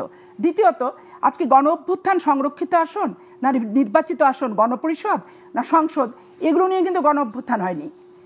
111 থেকে 1-11কে আপনারা অনেকেই সমর্থন বাংলাদেশের দিছে, 1-11কে, কিন্তু 1-11ও ছিল এই যে একটা ষড়যন্ত্র, রাজনীতির জায়গা থেকে সরিয়ে নিয়ে এসে এবং প্রচলিত যে রাজনীতির ধারাবাহিকতা এখান থেকে বের করে নিয়ে এসে আলাদা একটা থার্ড প্ল্যাটফর্ম করার প্রথম সূচনা কিন্তু 1-11 থেকেই এই বাংলাদেশের মাটিতে শুরু হয়েছে। এটা যে যতই কথা বলুক, তর্কে বিতর্কে প্রমাণে সবকিছুই কিন্তু এখন যা চলছে সেটা কি 1-11 ধারাবাহিকতা, এই বহিঃপ্রকাশটাই আসতেছে। আজকে কেন প্রশ্ন হবে যে ক্লিন ইমেজের আওয়ামী লীগ তৈরি করার ব্যাপারটা আসবেটা কেন? ক্ষুদ্র আকারে আসুক আর বৃহৎ আকারে আসুক, প্রথমে আসুক তারপরে আবার সেটা সংশোধনী করা হোক, আসবেটা কেন? এখানে রাজনৈতিক সংগঠন থাকবে, রাজনৈতিক সংগঠনগুলোর সীমারেখা থাকতে হবে এবং তাদের আচরণবিধি একটা নিয়মের ভিতর থাকতে হবে এবং তাদেরকে নিয়ন্ত্রিত করার আইন এবং রক্ষা কবচ পরিবর্তন সংস্কারের মাধ্যমে তৈরি করতে হবে, করে সেটা নিয়ন্ত্রণ করতে হবে। 72-এর সংবিধান থেকে শুরু করে যতগুলো সংশোধনী আসছে, কোথাও কি ছাপ্পাসেলের বিধান ছিল? কোথাও কি ভোটারবিহীন নির্বাচনের বিধান ছিল? কোথাও কি নিশিরাতের নির্বাচনের বিধান ছিল? আজকে 72-এর সংবিধান কি সংবিধানের সংশোধনী, এগুলো নিয়ে বিতর্ক করতে গেলে দেখা যাবে যে সংবিধান শাসকেরা তাদের কিছু কিছু ক্ষেত্রে পরিবর্তন করছে, ওই পরিবর্তনটাই জনগণের সাথে প্রত্যাশিত হয় নাই। জনগণের যে রাষ্ট্রের মালিক, সেই পরিবর্তনগুলোকে আগে ঠিক করতে হবে, তার মানে আরো অনেক পরিবর্তন করতে হবে। এখন ধরেন 7ই মার্চের ভাষণকে যদি আপনার স্বাধীনতার ঘোষণা বলে সংবিধানে কাট পেস্ট করে দেওয়া হয়, বেসিক্যালি তো 7ই মার্চের ভাষণ 7ই মার্চের ভাষণই, আর 25শে মার্চের যে স্বাধীনতার ঘোষণা ওটা তার জায়গায় কিন্তু দাঁড়ায় আছে। আমার ক্ষমতা বলে আমি কাট পেস্ট যতই করি না কেন, দুটোর ভাবার্থ, দুটোর প্রমাণ, দুটোর দালিলিক সমস্ত কিছুই কিন্তু ভিন্ন। গুরুত্ব আছে, কিন্তু আমরা আবার এখন অবশ্যই গুরুত্ব কমিয়ে ফেলছি কিনা, যেমন 7ই মার্চ অবশ্যই আছে। 7ই মার্চের ভাষণ যেভাবে মুক্তিযুদ্ধে যাওয়ার জন্য অনুপ্রাণিত করেছে, আর 25শে মার্চের ভাষণটা মুক্তিযুদ্ধে যেতে হবে, আমি বিদ্রোহ ঘোষণা করলাম, ডাইরেক্ট অ্যাকশনে চলে গেছে। গুরুত্ব কেন থাকবে না? রাজনৈতিক সংগঠন সবই কি একবারে আবর্জনা? নতুন যেগুলো আসে সেগুলো সমস্ত বিষয়বস্তু একবারে পণ্ডিত কিংবা চিন্তাশীল কিংবা মনন মেধা সবকিছুতে যে খুব বেশি পরিপক্ক এরকম ভাবারও কিন্তু অবকাশ নাই। এখন এইখানে মানুষের ভিতর প্রশ্ন আছে, গসিপ আছে যে রাষ্ট্রপতি হতে চান ডক্টর ইউনূস এবং রাষ্ট্রপতি শাসিত সরকারই হতে চায়। এই যে আমাদের যে সংসদীয় কমিটির যে সংসদীয় যে গণতন্ত্রটা, এটা পরিবর্তন করতে চায়।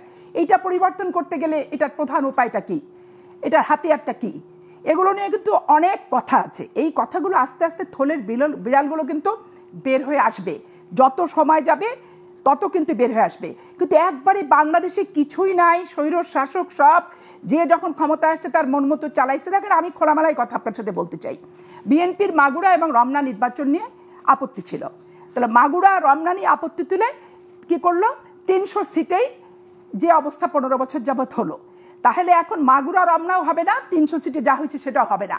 এইটার প্রতিষেধকটা কি, পরিপূরক বিধি ব্যবস্থাটা কি, এইটার রক্ষা কবচটা কি নিরপেক্ষ নির্বাচনের?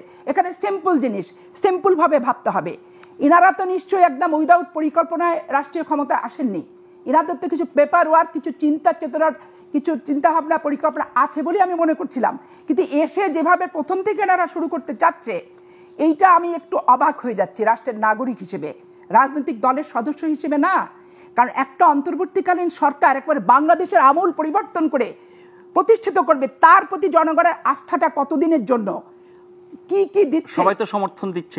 কোথায় সমর্থন দিচ্ছে? রাজনৈতিক সংগঠনগুলো আজকে যাচ্ছে, কোথায় কোথায় ঐক্যমত হয়, কতটুকু কার্যকর হয়, কত কিছু নিয়ে বিতর্ক বাঁধে, এটা আপনি সময় গেলেই কিন্তু বোঝা যাবে এবং আপনি বুঝতেও পারবেন। তাহলে এখানে দেখেন যে আমি ব্যক্তিগতভাবে যেমন নারীদের সংরক্ষিত কোনো আসনেই আমি পছন্দ করি না।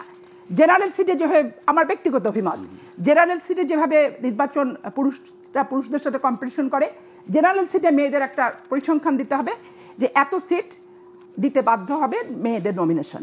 সেখানে সরাসরি পুরুষদের সাথে যে যেখানে প্রতিদ্বন্দ্বী আসবে সেখান থেকে প্রতিদ্বন্দ্বিতা করার বাস্তবতায় কি অভিপ্রায় আছে? আচ্ছা, অবশ্যই আছে। সংরক্ষিত আসন কিসের জন্য থাকবে? এটা তো একটা রাজনৈতিক সংগঠনের দয়ার দান। আপনাকে দয়া হলে তো যোগ্যতা নিরূপণের কোনো মাপকাঠি কি? যোগ্যতা স্যাক্রিফাইস নিরূপণের কোনো মাপকাঠি কি? স্যাক্রিফাইস, যোগ্যতা, দেশপ্রেম, এইটা তো মুদিখানার দোকানে আলু পটলের মতো বাজারে কিন্তু বিক্রি হয় না। এটা যুগের পর যুগ, দিনের পর দিন এটা অর্জন করতে হয় এবং সেইটার স্বীকৃতি দিতে হয় রাজনৈতিক সংগঠনকে। সেটার স্বীকৃতি দেয় যখন নির্বাচনে দাঁড়ায় তখন জনগণ। আমার কতটুকু যোগ্যতা আছে না আছে, আমি ওই নির্বাচিত কিছু সংরক্ষিত সবকিছুকে আপনারা নির্বাচন কেন্দ্রিক করে ফেলছেন কিনা? আমি আমার ব্যক্তিগত অভিমত, আমি নারীদের ওইভাবে সংরক্ষিত নির্বাচন বলেন আর সংরক্ষিত আসনে মনোনয়ন বলেন, এইটা আমি পছন্দ ব্যক্তিগতভাবে করি না। আমার বাস্তব অভিজ্ঞতা আমি বলছি। কারণ আমি দেখেন, আমি ছাত্র জীবন থেকে রাজনীতি করে আসছি, 1981 সাল থেকে অদ্যাবধি নির্বাচন আমি কম দেখলাম না। এবং মেয়েদেরকে প্রত্যেকটা সম্মুখ সারিতে যুদ্ধে আছে, মিছিলে আছে, মিটিংয়ে আছে, সব কিছুতে আছে, মামলা খাচ্ছে, রংপারি খাচ্ছে, জেলে যাচ্ছে, রিমান্ডে যাচ্ছে। সেই পরিমাণ মূল্যায়ন কোনো রাজনৈতিক সংগঠনে কিন্তু করে না। যখন দেখবেন দলের সংস্কার দরকার না, দলের রাজনৈতিক সংস্কার তো অবশ্যই আছে। রাজনৈতিক দলের সংস্কার না করলে আপনি কিভাবে, আর কেউ স্বৈরাচার হবে না, এই প্রত্যয়টা আপনি কিভাবে তার মুখ থেকে নেবেন? কিভাবে শপথটা আপনি গ্রহণ করাবেন? রাজনৈতিক দলের তো অবশ্যই আছে। আপনি জাতীয় পার্টির মহিলা এমপিতে দেখেন না, হয়ে যাওয়ার 4 বছর পর কিভাবে বিতর্ক হলো টাকা পয়সা সমস্ত কিছু নিয়ে। তো এই জন্য রাজনৈতিক দলের সংস্কার তো অবশ্যই আছে, কেন থাকবে না? সংস্কার তো এখানেই আগে প্রথম দরকার। আপনি রাজনৈতিক দলের সংস্কার করবেন, নির্বাচন কমিশনের সংস্কার করবেন। বিচারপতি সিনহাকে যেভাবে অপহরণ করে বিমানে তুলে দেওয়া হয়েছে, আজকে যারা তুলেছে কয়জনের বিচার হয়েছে, কয়জনের আইনের আশ্রয়ের আজকে আসামি হয়েছে? আপনি দুদকের কথা বলছেন, 72,000 কোটি টাকা প্রতি বছর বিদেশে পাচার হয়েছে প্রথম আলোর রিপোর্ট অনুযায়ী। কিন্তু আজকে সিন্ডিকেট ব্যবসায়ীরা কি কোনো আইনের আশ্রয় এসেছে? আজকে যারা পাচারকারী, বাংলাদেশে কারা কারা পাচার করছে আমরা সবাই জানি, তারা কি তেমন খুব 1/11-তে ঠিক যেরকম ভয়ঙ্কর রূপে 1/11 আবির্ভূত হয়েছিল সরকার, এখন কি সেরকম কিছু হচ্ছে? এই সরকার 1/11 সরকারের তুলনায় অনেক দুর্বল। মানে আমার কাছে কার্যকারিতা এবং দুর্নীতি দমন বলেন, তারপরে এই যে ডিসি এসপি সরকারি কর্মকর্তারা রাজনীতি করতে যে 96 সালে জনতার মঞ্চ থেকে শুরু করে এই অদ্যাবধি যে ঘটনাগুলো ঘটলো, এরপরে সরকারি কর্মকর্তা কর্মচারী বিধিনিষেধ এত স্ট্রং হওয়া দরকার যে কোনো রাজনৈতিক সংগঠনের লেজুর ভিত্তিক হিসেবে তারা আসতে দেওয়াই উচিত না। জি, আমি একটু তাসনুভা জেবিন আপনার কাছে আসতে চাই। আপনাদের নেতৃত্বে যে অভ্যুত্থান হয়ে গেছে, ছাত্র জনতার সকল শ্রেণী পেশার মানুষ, রাজনৈতিক দলের মানুষ সবাই অংশ নিয়েছিল। যেটি আপনারা দাবি করছেন বা অভ্যুত্থানের লক্ষ্য হিসেবে যেগুলোকে আপনারা তুলে ধরছেন, যেটি একটু আগে পাপি আপা বলছিলেন যে অভ্যুত্থানের লক্ষ্য এগুলো ছিল, আন্দোলনের সময় বা অভ্যুত্থানের সময় তো আমরা সেভাবে এগুলো শুনি নাই। এগুলোকে কি পরে যুক্ত করা হচ্ছে নাকি কোনো একটি লক্ষ্যের অধীনে এগুলোকে আপনারা ব্যাখ্যা করছেন? আমরা একটু আপনাকে পিছনে মনে করাই দিতে চাই যে 3রা আগস্ট জনাব নাহিদ ইসলাম যখন শহীদ মিনার থেকে এক দফা ঘোষণা করেন, তখন আমরা কিন্তু শুধু এই ফ্যাসিস্টের পতন আমরা কিন্তু বলি না, আমরা বলেছিলাম ফ্যাসিবাদী ব্যবস্থার বিলোপ এবং নতুন রাজনৈতিক ব্যবস্থার বন্দোবস্তের আমরা চাই এই গণ অভ্যুত্থানের সফলতার মধ্য দিয়ে। সো তখনই কিন্তু আমরা এটা এই ছাত্র জনতা মানে নতুন রাজনৈতিক বন্দোবস্তের আন্ডারে আপনারা এবং আরেকটু বলি আমি আপনাকে যে আপনি যদি পুরো বাংলাদেশের দেয়ালে দেয়ালে দেখেন, সব কিছু লেখা হয়ে গেছে। মানে আমার কাছে মনে হয় যে তারা তাদের এই জনগণ সব কিছু লিখে দিয়েছে যে তারা কি চায়। সো এটা যে পরে সংযুক্ত করা বা পরে এই যে ফ্যাসিবাদী ব্যবস্থার বিলোপ, এবং প্রত্যেকটা, এটা কি শুধু সরকার থেকে, প্রতিটা রাষ্ট্রীয় প্রতিষ্ঠান থেকে যে এই ফ্যাসিবাদী ব্যবস্থার বিলোপ এবং নতুন রাজনৈতিক বন্দোবস্ত, এবং এটা শুধু যে গণ অভ্যুত্থানে যেরকম সব দলের মানুষ অংশ নিয়েছিল, সো ছাত্র জনতারাও মনে করে যে সবাইকে নিয়ে ঐক্যমতে পৌঁছানোর পরই কিন্তু আমরা নতুন রাজনৈতিক, এবং সবার সদিচ্ছা, সবার সহযোগিতা, এবং সবচেয়ে বড় অ্যাক্টর জনগণ। কিন্তু এই সকল শক্তি তো একমত হতে পারছে না কেন? এটা এখন অভ্যুত্থানের শক্তির কথা বলছি। অভ্যুত্থানের শক্তি, আপনি যদি এখন কিন্তু আমরা যখন গণ অভ্যুত্থানটা হাসিনার বিরুদ্ধে বা ফ্যাসিবাদ ব্যবস্থার বিরুদ্ধে যখন হয়, তখন আপনার দেখেন ছাত্র জনতা, বিএনপি, জামাত, সব ডান বাম সব রাজনৈতিক দল একই আমব্রেলার নিচে।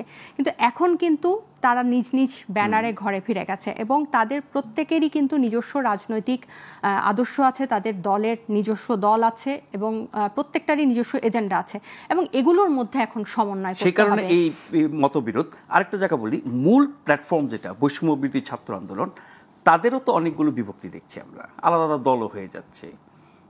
না, এটা হচ্ছে বৈষম্য বিরোধী ছাত্র আন্দোলন, এবং এর পরে কিন্তু যেই যারা ছাত্র ছিল না তাদেরকে নিয়ে কিন্তু জাতীয় নাগরিক কমিটি হয়েছিল, এবং সেই বৈষম্য বিরোধী ছাত্র আন্দোলন এবং জাতীয় নাগরিক কমিটি থেকেই কিন্তু পরে এনসিপি পার্টি আসলো। এখন বৈষম্য বিরোধী ছাত্র আন্দোলন যেই সময় 36 দিনে যেভাবে পুরো দেশে কানেক্ট হয়, একদম ওভারনাইট বলতে গেলে, তো সেটাকে যখন আপনি রাজনৈতিক একটা রূপ দিবেন, তখন কিন্তু একটা ভাঙা গড়নের মধ্যে দিয়ে যাবে। এটা আমার কাছে মনে হয় যে রাজনৈতিক বিলুপ্ত করেছেন, কিন্তু আরেকটা পক্ষ তো এটাকে রেখে দিয়েছে। না, বিলুপ্ত ঠিক না, এটা হচ্ছে যে সমন্বয়ক, মানে তখন এই গোষ্ঠীটার বা এই ব্যানারটার যে কার্যক্রম ছিল বা যে কর্মসূচি ছিল বা যে এইম ছিল, স্বৈরশাসকের পতনের পর, হাসিনা পালানোর পর কিন্তু তার গতিপথটা পরিবর্তন হয়েছে। এই পরিবর্তন এবং এই পরিবর্তনটাকে আপনি যখন একটা আমব্রেলার নিচে আবার সংগঠিত করবেন, তখন কিন্তু পুরো দেশকে কানেক্ট করার এবং সবাইকে এক জায়গায় আনার মধ্যে কিন্তু একটা প্রক্রিয়া আছে। এই প্রক্রিয়াটার মধ্যে দিয়ে কিন্তু যেতে হবে, এবং প্রক্রিয়াটার মধ্যে গেলে কিন্তু আপনার কিছু ভাঙা গড়নের মধ্যে দিয়ে যেতে হবে এবং কিছু বোঝাপড়ার মধ্যে দিয়ে যেতে হবে। আমার এখানে একটা প্রশ্ন, যে একেবারে শীর্ষ পর্যায়ে আপনারা যারা ছিলেন, যে মুখগুলোকে আমরা পুরো আন্দোলনের সময় এবং গত 7 মাস ধরে দেখছি, তারা এখন আলাদা আলাদা হয়ে যাচ্ছেন, আলাদা দল হয়ে যাচ্ছেন, একে অপরের বিপক্ষে কথা বলছেন, এই ঐক্যটা কেন ধরে রাখা গেল না? আলাদা আলাদা দল তো হচ্ছেন না, তারা একই দলেই আছেন, এনসিপিতেই আছেন। না, এর মধ্যে আরেকটা দল হয়েছে, ওই যে আপনি এক্স শিবিরের যারা বলছেন। এখন দেখেন যে ওনারা কিন্তু, আমরা যখন জাতীয় নাগরিক কমিটি করি, আমি 2টা ভাগে আপনার এই প্রশ্নের উত্তরটা দেই। একটা হচ্ছে যে যারা সম্মুখ সারির যারা ফেস ছিল, আপনি যদি সার্জিস হাসনাতের কথাই বলেন, তাদের কিন্তু কোন পরিপ্রেক্ষিতে তারা এই কথাগুলা বলেছে এবং এই পোস্টটা দিয়েছে, এখানের মধ্যে কিন্তু একটা জিনিস আপনি যদি উপর থেকে দেখেন মোটা দাগে, যে তাদের দেশ নিয়ে কনসার্ন ছিল, যে দেশটা যাতে আবার বেহাত না হয়। এবং এই সাথে সাথে এটার মধ্যে কিন্তু এই আওয়ামী লীগ প্রশ্নে যে পুরো আমাদের যে একটা অনমনীয় অবস্থান, এটা কিন্তু প্রকাশিত হয়েছে। হ্যাঁ, একটা মিশ্র প্রতিক্রিয়া এবং একটা সৃষ্টি হয়েছে, কিন্তু এটার জন্য যে ভাগ হয়ে গেছে, এটা আমরা বলতে একেবারেই নারাজ। বরং এই ধরনের ঘটনাগুলো, ভাগ বলছি না, আমি বলছি যে আপনাদের কিছু কিছু, এটা হচ্ছে মিশ্র একটা প্রতিক্রিয়া, যে ও একজন কথাটা বলেছে এবং এটার প্রতিক্রিয়ায় আরেকজন বলেছে, এবং এখানে কিন্তু আরেকটা পক্ষও আছে। আমরা যদি থার্ড পক্ষের কথা বলি, মিসিং হয়ে যাচ্ছে। আপনি বলছিলেন যে অংশটা আলাদা দল করছে, আপনি বলছেন যে এক্স শিবির, তাদের লক্ষ্য তো একই ছিল আন্দোলনের সময়, তাহলে তারা আলাদা হয়ে গেল কেন? আচ্ছা, তারা যখন আমাদের জাতীয় নাগরিক কমিটিতে ছিলেন, তারা বেশ গুরুত্বপূর্ণ পদেই ছিলেন, এবং আমরা একসাথেই জাতীয় নাগরিক কমিটিতে প্রত্যাশিত পদ পাননি। না না না না, এটা আমি একটু বলি, আমরা একসাথেই পথ চলা শুরু করি, কিন্তু ওনারা যেরকম গঠনতন্ত্র বা ফিনান্সিয়াল ইস্যু কিছু এনেছেন, প্রত্যেকের কিন্তু রাজনৈতিক একটা মতাদর্শ থাকে, আদর্শ থাকে, নিজ নিজ আদর্শ থাকে। সো গণ অভ্যুত্থানের পরে কিন্তু এক ধরনের, যেহেতু জাতীয় নাগরিক কমিটি সব পক্ষকে একত্রিত করছিল, ওনারা একত্রিত হয়েছে, তো ওনাদের মধ্যে কিছু প্রশ্ন এসেছে বা কিছু জিজ্ঞাসা এসেছে বা কিছু উপলব্ধি হয়তো এসেছে, ওনারা মনে করেছেন যে এটা এভাবে হয়তো সমাধান করা যেতে পারে। কিন্তু যে গঠনতন্ত্রের কথা বলেছেন, আমাদের হয়তো তখন এটা ঠিক লিখিত একটা গঠনতন্ত্র ছিল না, কিন্তু আমাদের সবকিছু কিন্তু জেনারেল মিটিং এর বা জিএম থেকে কিন্তু এটা অনুমোদিত হয়ে আসতো এবং প্রতিটা মিটিং এর কিন্তু একটা রেজুলেশন থাকতো। দলের রেজুলেশন মিটিং আলোচনার বিষয়টাতে আপনার কাছে ফিরবো, তার আগে আরেকটা ছোট্ট বিরতি নিতে হচ্ছে। আশা করছি এবারও ফিরে এসে আপনাদেরকে সাথে পাবো।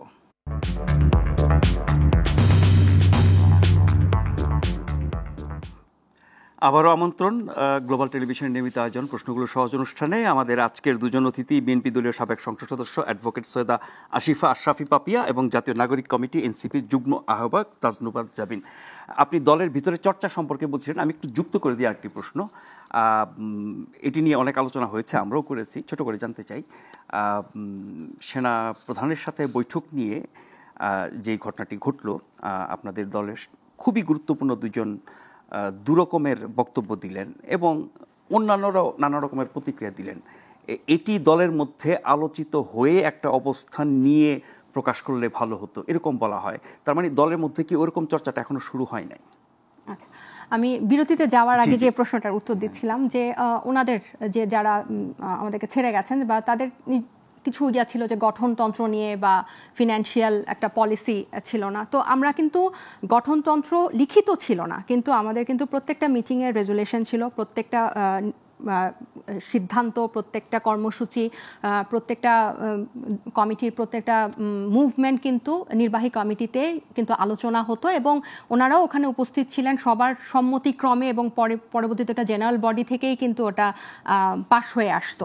সো লিখিত ছিল না, কিন্তু এগুলো কিন্তু খুব স্ট্রিক্টলি আমাদের মেনটেন হয়েছে এবং পরবর্তীতে যেটা ফিনান্সিয়াল পলিসি, এটা আমাদের শুরুতেই আসলে এটা করা উচিত ছিল, কিন্তু পরবর্তীতে যেটা হয় নাগরিক কমিটির ওই যে দল গঠন, আমরা খুব অল্প সময়ের মধ্যেই পার্টিতে শিফট হলাম, সো ওই দল গঠনের ব্যস্ততার কারণেই ফিনান্সিয়াল পলিসিটা একদম স্ট্রিক্টলি দাঁড় করানো যায় না, কিন্তু ওই পদ্ধতিটা পার্টির জন্য কিন্তু এখন চলমান এবং খুব শীঘ্রই আমরা সেটা প্রকাশ করব। বিভিন্ন খরচ নিয়ে যখন প্রশ্ন উঠেছে, এরপরে খরচের আগেও এটা আমরা যখন পার্টি হিসেবে আসি, আমরা কিন্তু ইতিহাস থেকে দেখেছি যে এই রাজনৈতিক দলগুলোর এই ফিনান্সিয়াল স্বচ্ছতাটা জনগণ খুব বেশি আশা করে এবং এটা বিভিন্ন দেশে কিন্তু চালু আছে।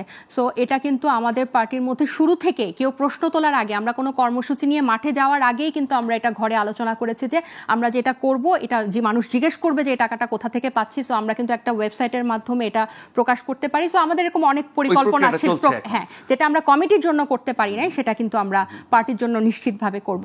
সো এইগুলো কিন্তু ছিল, কিন্তু তারপরেও যেহেতু ওনারা ভেবেছেন যে ওনারা আলাদাভাবে একটা কিছু করবেন, আমরা কিন্তু সেটাকে স্বাগত জানাই।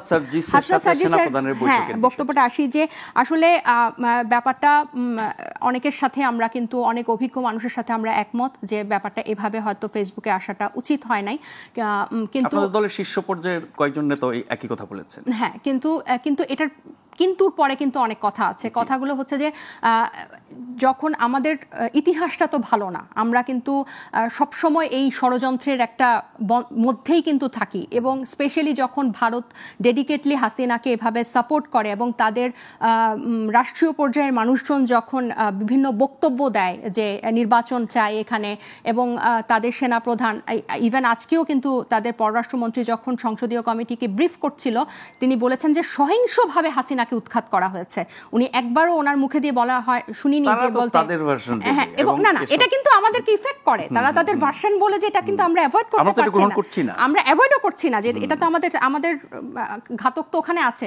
সো এগুলো সবকিছু যখন একই সূত্রে মিলে যায় এবং পরবর্তীতে যখন প্রধান উপদেষ্টাও ক্রাইসিস গ্রুপকে এই বক্তব্যটা দেন, তখন কিন্তু আমার কাছে মনে হয়েছে যে হাসনাতের এটা হয়তো একটা ব্রাস্ট হয়েছে, তখন সেটা বলে দিয়েছে এবং একটা সাহসের সাথে এটা বলেছে এবং পরবর্তীতে কিন্তু অনেকে মনে করেছেন যে না, তার এভাবে বলা উচিত হয় না। এখানে কিন্তু আরেকটা সাইডও আছেন, ওরা হয়তো একটু অপরিপক্ক বা একটু দু রকমের না, দুজনের হয়তো টোনিংটা আলাদা, হ্যাঁ, বাট কথা কিন্তু একই, হ্যাঁ, দুজনের হয়তো টোনিংটা আলাদা, মূল ঘটনাটা একই। এবং আরেকটা ব্যাপার যেটা হচ্ছে যে সেনাপ্রধানও কিন্তু অনেক অভিজ্ঞ একটা মানুষ, ওনার দীর্ঘদিনের কিন্তু একটা কর্মজীবন এবং উনি অনেক রাষ্ট্রীয় এরকম পালা পালাবদল দেখেছে সরকারের, ওনারও কিন্তু কোন অফিসিয়াল ডেকোরামে উনি এরকম বসলেন এবং উনি আইএসপিআর এর মাধ্যমে ওনার অবস্থান ক্লিয়ার না করে কনফিডেন্টলি উনি যে একটা অনলাইন পোর্টালকে ওনার বক্তব্য দিলেন, এই জায়গাতেও কিন্তু প্রশ্নটা আছে। এবং আমি যেটা মনে করি, নিউজ বলেছে যে সেনাবাহিনীর তরফ থেকে কিন্তু আমরা আইএসপিআর এর মাধ্যমে আশা করি। আরেকটা কথা আমি এক লাইনে এখানে বলতে চাই যে এই পুরো ঘটনাটার মধ্যে কিন্তু একটা পজিটিভ দিক আছে এবং আমরা সেটাই কিন্তু আলোচনা করছি গত দুদিন ধরে। পজিটিভ দিকটা হচ্ছে যে এই জিনিসগুলো খুব দ্রুত হচ্ছে, যে এই ঘটনা মানে আমাদের পার্টি কিন্তু এখন আতুর ঘর থেকে বের হয় না, 1 মাসও হয় নাই, এবং এত অল্প সময়ের মধ্যে আমরা যে এইসব বড় বড় ঘটনার সম্মুখীন হচ্ছে এবং জনগণের রিপারকেশনটা দেখছি, জনগণের সমালোচনাটা দেখছি, অনেক বড় একটা লেসন যে আমরা অনেক আগে এটা কিন্তু কারেকশন করার আমরা একটা সুযোগ পাচ্ছি। পাপিয়াপা আপনার কাছ থেকে এই বিষয়ে একটু শুনতে চাইবো, এটা নিয়ে আলোচনা গত কয়েকদিন ধরে হচ্ছে। যে আন্দোলন করতে গেলেই যে একবার সবসময় এমপি হতে হবে, মন্ত্রী হতে হবে, রাজনৈতিক সংগঠন করে একবার রাষ্ট্রীয় ক্ষমতা নিয়ন্ত্রণ নিতে হবে, এই ধরনের মনোবৃত্তি এবং এই ধরনের প্রত্যাশা আমি পোষণ করি না। 9 বছর স্বৈরাচার বিরুদ্ধে আন্দোলন করছি, আন্দোলন করার পর বিএনপি যখন নির্বাচিত হয়ে ক্ষমতায় গেল, একটা মাত্র ছাত্র দলের এমপি, সেটা আমানুল্লাহ আমান, আর যুব দলের একমাত্র গয়েশ্বর চন্দ্র রায়কে টেকনোক্র্যাট, আর মির্জা আব্বাস যুব দলের সভাপতি হিসেবে নির্বাচিত প্রতিনিধি হয়েছে তখন। আর আমাদের কোনো খবরই নেই, বলছে ডাকসু বিপি আর জিএস হয়ে আসো তারপর সংরক্ষিত। যত কথা বলেন এখানে ম্যাচুরিটির একটা ব্যাপার অবশ্যই আছে। এই যে একটা যে বিষয়টা যে সেনা ইয়ের সাথে কথা বলতে, যে জেনারেলের সাথে কথা বলতে তাদের ভিতরে যে বিভক্তি, আমার কথা হচ্ছে সত্যি যদি উনি বলে থাকে তার প্রকাশ করা কোনো দ্বিধাদ্বন্দ্বের বিষয় নাই এবং সৎ সাহসভাবে প্রকাশ করেছে। কিন্তু যখন একটা বক্তব্যকে এইরকম ভাবনা, এইরকম ভাব, এইরকম যখন হবে করা উচিত কিনা সেটা নিয়েও কিন্তু তাদের সাথে করাটা উচিত কিনা এটা আগে চিন্তা করতে হবে। যে তাদেরকে নিয়ে এই কথাগুলো যে বললো সেটাও কি যথোপযুক্ত জায়গায় এই কথাটা বলাটাও কি ঠিক হলো? প্রথমে জেনেছিলাম যে তাদেরকে ডেকেছে, পরে জানা গেল তারা গিয়েছে। আর একটা জিনিস স্পষ্ট করে আমি বলতে চাই, আন্দোলন শুধুমাত্র ওই জুলাই আর আগস্টেই আন্দোলন একবারে শুরু হলো আর শেষ হয়ে গেল, এটা কিন্তু না। উনি বললেন যে নাহিদ ইসলাম কি বক্তৃতা দিচ্ছে, দেওয়ালের কি লেখনী হয়েছে, এই 2 মাসের দেওয়াল লিখন নিয়ে শেখ হাসিনা উৎখাত কিন্তু হয়নি। শেখ হাসিনার যে অপকর্ম একবারে 8 সালে নির্বাচন থেকে শুরু করে 24 সাল পর্যন্ত, এই যে গুণ খুম অপহরণ এবং একটা রাজনীতির অপসংস্কৃতি এবং রাজনীতি বিমুখ যে একটা ব্যাপার এবং সকল বাহিনীকে ব্যক্তিগতভাবে স্বার্থ হাসিলের জন্য যাচ্ছে তাই জঘন্যভাবে যে ব্যবহারটা করে রাষ্ট্রীয় কাঠামোকে খাদের কিনারে নিজে দাঁড় করালো, এর জন্য একবার ওই সমঝোতা নির্বাচন 8 থেকে 24 পর্যন্ত কত মানুষ আত্মহত্যা দিচ্ছে, কত মানুষের খবর আজও মানুষের কাছে নাই। কিন্তু সেই 16 বছরও তো সরানো যায় না, সরানো যায় নাই। কিন্তু আপনি যখন একটা অর্জন এই করে ফেললেন, তার মানে ওই 2 মাসের অর্জন কিন্তু এটা না, এটা 8 সাল থেকে অদ্যাবধি ধারাবাহিকভাবেই একটা অর্জন। হ্যাঁ, এখানে আসতে পারেন তখন সামরিক বাহিনী যারা ছিলেন তারা একটা নিরপেক্ষ ভূমিকা রাখতে সক্ষম হয়নি, ইনারা সক্ষম হয়েছে, বিধায় লক্ষ্যে পৌঁছানোটা খুব সুবিধা হয়েছে। কিন্তু 2 মাসের ক্ষেত্রটা প্রস্তুত হয়েছে 16 বছরে, শেষ 2 মাসে একবারে সবকিছু হয়ে গেছে। যে 2 মাসের রাষ্ট্রীয় সব দায় দায়িত্ব এই বর্তমান সরকার এবং এই ছাত্র প্রতিনিধিদের, এইটা যদি আমি বিশ্বাস করতে যাই 15 বছর আন্দোলন বৃথা হবে, আত্মহত্যা বৃথা হবে, আত্মত্যাগ বৃথা হবে, অপহৃত মানুষ এখনো পায় নাই, এটা তাহলে অসত্যে রূপান্তরিত হবে। আয়না ঘরে যারা 12 বছর থেকে ছিল তাদের কষ্ট দুঃখ, তাদের এগুলোকে তাহলে সম্মান করা হবে না। এটা হচ্ছে আমার 15 বছর 7 মাস যেমন সত্য, এই 36 দিনও সত্য, দুটো মিলিয়েই তারপরে। আর সবচেয়ে বড় কথা হচ্ছে বাংলাদেশের মুক্তিযুদ্ধকে ছোট করে এর পরিপূরক, এর বিকল্প কোনো ভাবনা কারুর মধ্যেই যাতে না আসে। তরুণ প্রজন্মই বলেন, আগামী দিনের ভবিষ্যৎই বলেন, আর অদূর ভবিষ্যতে কারুর ভিতরে যাতে না আসে। মুক্তিযুদ্ধের চেতনা আমাদের সার্বভৌমত্বের চেতনা, আমাদের স্বাধিকার এবং আমাদের স্বাধীনতা শেষ করতে হবে। জি, থ্যাংক ইউ ভেরি মাচ আপনাদের দুজনকে। যারা দেখছিলেন প্রত্যেককে ধন্যবাদ জানিয়ে শেষ করছি। অনুষ্ঠানটি পুনঃপ্রচার হবে আগামীকাল সকাল 7টায় এবং এই অনুষ্ঠানে ফিরে আসবো আগামীকাল রাত 9টায়। শুভরাত্রি।